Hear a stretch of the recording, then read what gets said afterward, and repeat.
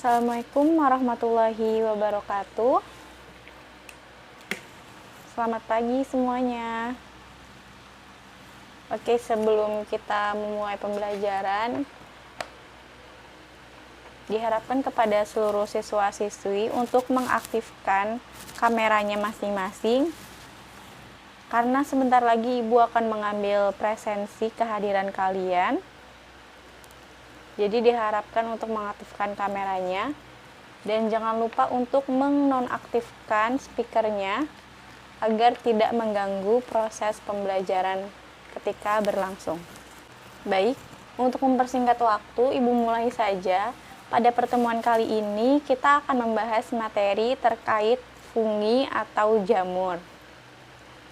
Nah, sebelum kita ke materi inti, sebelumnya Ibu akan membacakan terlebih dahulu kompetisi dasar dari pertemuan kali ini, yaitu mengelompokkan jamur berdasarkan ciri-ciri, cara reproduksi, dan mengaitkan peranannya dalam kehidupan sehari-hari, serta menyajikan laporan hasil investigasi tentang keanekaragaman jamur dan peranannya dalam kehidupan.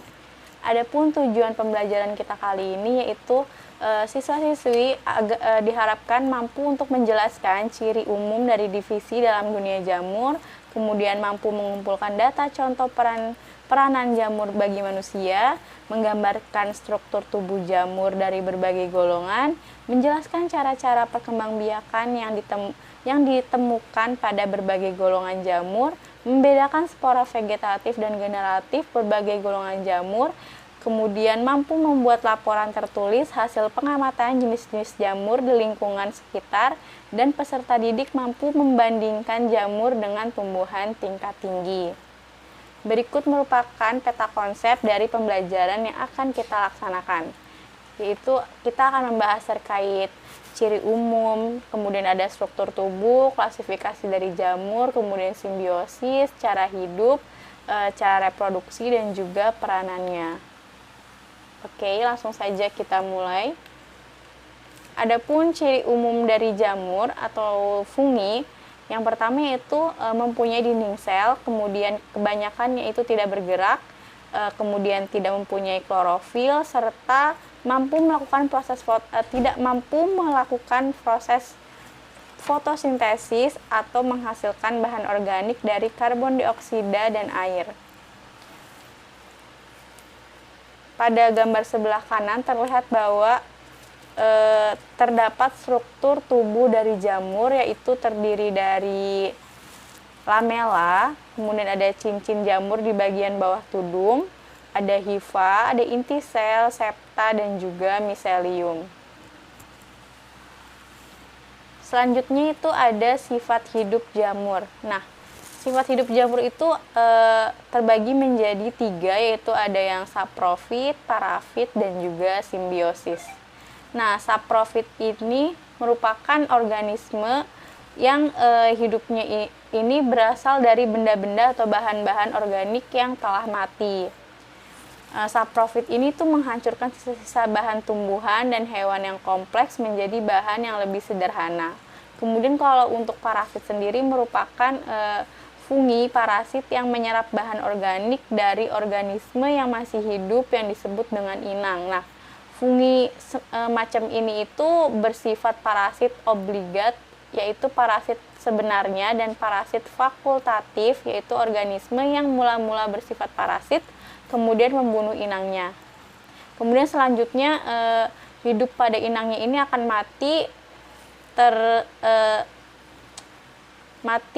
mati secara perlahan-lahan. Kemudian ada simbion. Nah, simbion ini merupakan jamur yang dapat bersimbiosis dengan organisme lain. Kemudian simbiosis dengan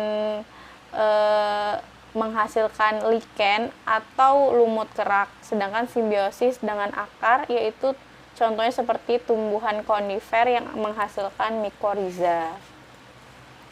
Selanjutnya itu kita masuk ke klasifikasi jamur. Nah, berdasarkan cara reproduksinya ini, klasifikasi fungi ataupun jamur ini dibagi menjadi 4 divisi, yaitu ada zygomicota, ascomycota, basidiomycota, dan juga deuteromycota.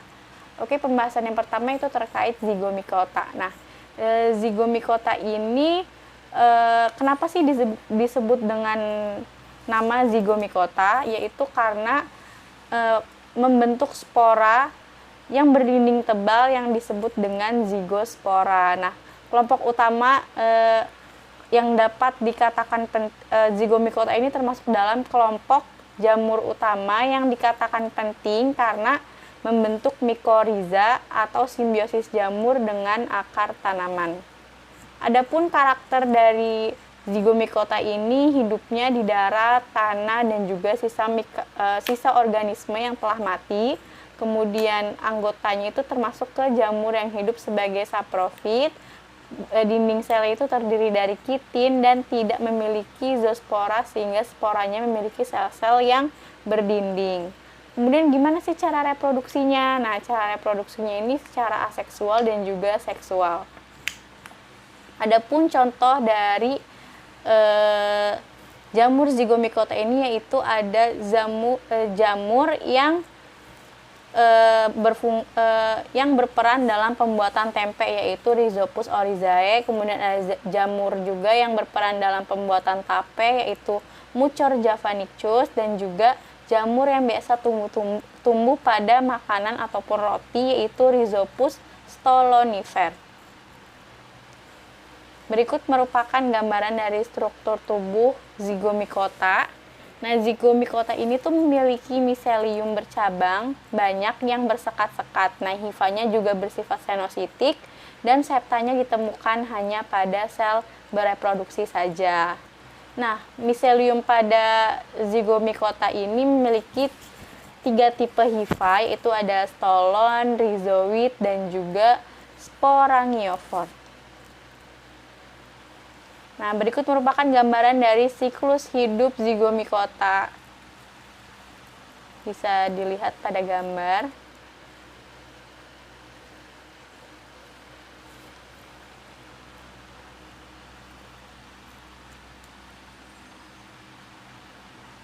Nah, selanjutnya kita masuk ke divisi kedua yaitu Ascomycota. Nah, disebut Ascomycota ini karena Ascomycota merupakan jamur yang berkembang biak dengan membentuk spora di dalam sel yang disebut dengan ascus. Adapun karakteristik dari divisi ini yaitu pembiakan seksual dengan menghabiskan spora yang disebut dengan ascospora, yaitu spora seksual yang dihasilkan dalam suatu struktur khusus yang disebut dengan ascus, seperti yang tadi Ibu sebutkan. Kemudian cara bereproduksinya itu secara aseksual dengan menghasilkan konidia dan hifanya bersepta. Nah, kelompok ini juga meliputi ragi dan bermacam-macam kapang, bahkan beberapa cendawan. Adapun contoh spesiesnya itu ada Penicillium. Nah, spesies ini juga dikenal sebagai penghasil bahan antibiotik penisilin. Nah, berikut merupakan gambaran dari siklus hidup Ascomycota.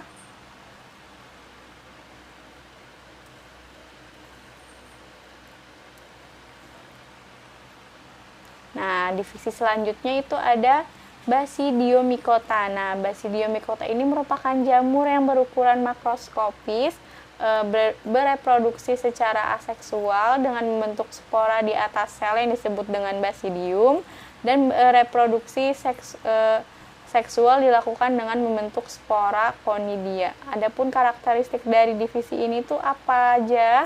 Nah, karakteristiknya itu dicirikan dengan adanya pembentukan spora seksual disebut basidiospora dan terbentuk pada struktur khusus seperti gada yang disebut dengan basidium. Kemudian pembiakannya itu secara aseksual biasanya terjadi dengan pembentukan konidium. Hifanya itu mempunyai septa, terus tubuh buahnya sering dihasilkan. Kelompok ini itu menyebabkan penampilan mereka sangat mencolok dan secara umum ini sering disebut dengan cendawan yang secara awam disebut dengan jamur. Nah, kebanyakan itu hidupnya sebagai saprofit, tetapi ada juga beberapa yang hidupnya itu sebagai parasit pada tumbuh-tumbuhan. Nah, contoh spesies dari jamur ini itu contohnya ada jamur merang yaitu Volvoriella volvaceae, terus ada jamur shiitake atau Lentinus edodes, dan juga ada jamur tiram atau Pleurotes.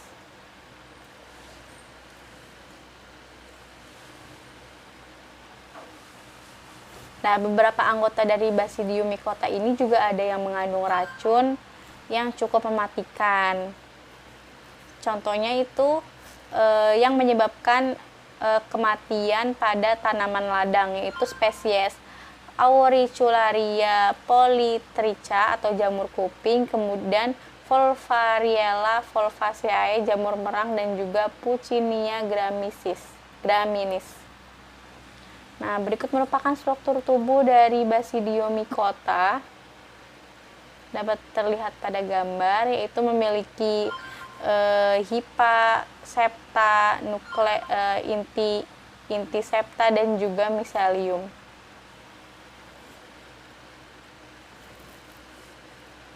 Nah, berikut merupakan siklus hidup dari divisi Basidium mycota.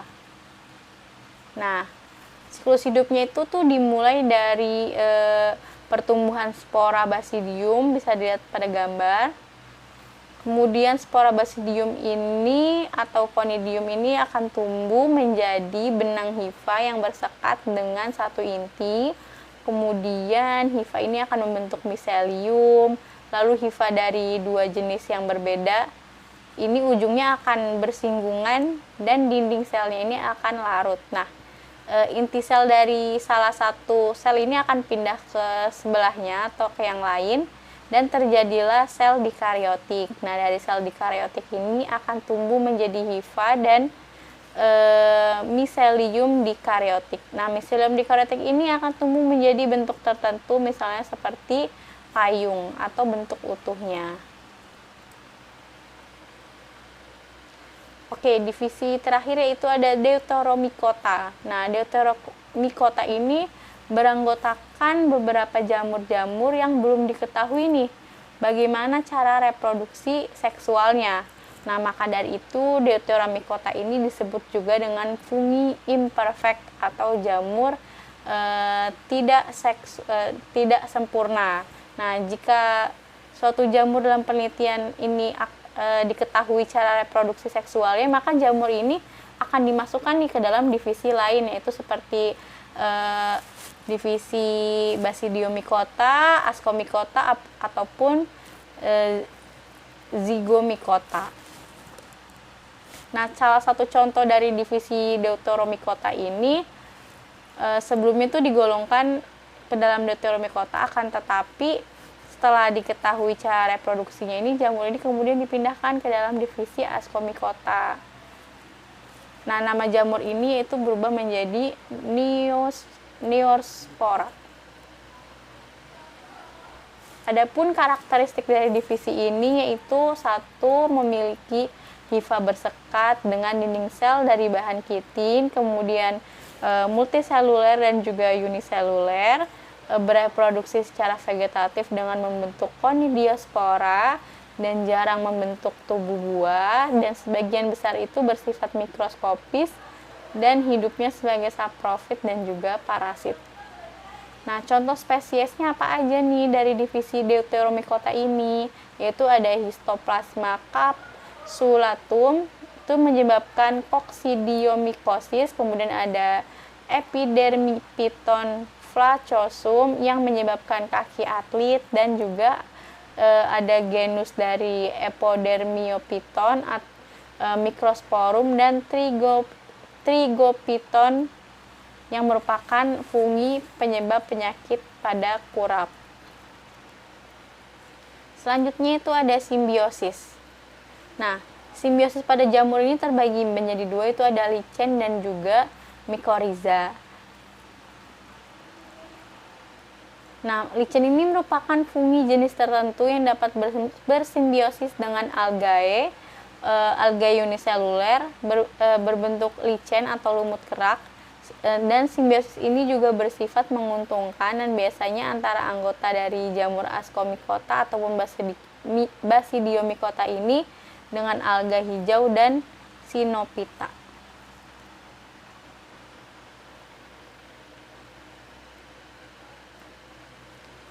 Nah, berdasarkan bentuk talusnya ini, lichen ini atau lumut kerak ini dibedakan menjadi tiga nih. Ada talus crustose, terus ada talus fructiceae, dan juga Thallus foliose. Selanjutnya itu ada simbiosis mikoriza. Nah, mikoriza ini merupakan simbiosis antara fungi dengan akar tanaman. Nah, simbiosis ini tuh biasanya menguntungkan bagi keduanya. Dan bagi tanaman ini tuh meningkatkan penyerapan air dan mineral, sedangkan bagi fungi itu mendapatkan nutrisi dari tanaman tersebut. Untuk mikoriza sendiri itu dibagi menjadi dua, yaitu ada ektomikoriza dan juga endomikoriza. Selanjutnya itu ada peranan yang menguntungkan dan juga merugikan dari fungi. Yang pertama kita bahas dulu peranan menguntungkannya apa saja, yaitu 1. Berperan sangat penting dalam siklus materi, terutama siklus karbon, yang berperan bagi kelangsungan hidup seluruh organisme. Kemudian fungi saprofit juga bersama dengan protozoa dan juga bakteri saprofit merupakan organisme yang dapat mengurangi sampah. Adapun hal yang merugikannya yaitu dapat menurunkan kualitas maupun kuantitas makanan ataupun bahan-bahan lain yang penting bagi manusia.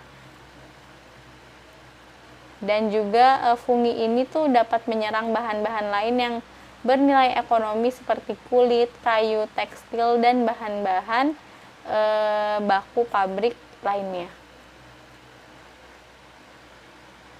Oke, sekian materi yang Ibu sampaikan. Ada yang ingin ditanyakan dari kalian mungkin? Silakan. Atau jika tidak ada yang bertanya, Ibu yang akan bertanya.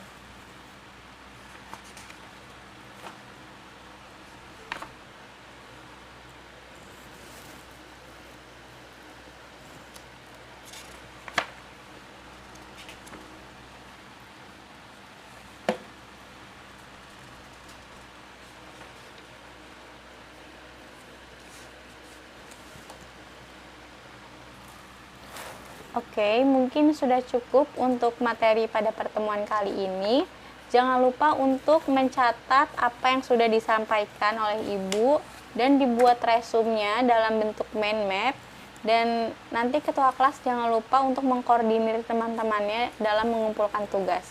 Dan Ibu juga nanti kita di grup WA Ibu akan sampaikan tugas kelompoknya itu untuk melakukan observasi dan membuat laporan observasi terkait peranan-peranan jamur yang ada di lingkungan kalian. Oke, cukup sekian ya Ibu tutup pertemuan kali ini. Terima kasih atas kehadirannya. Wassalamualaikum warahmatullahi wabarakatuh.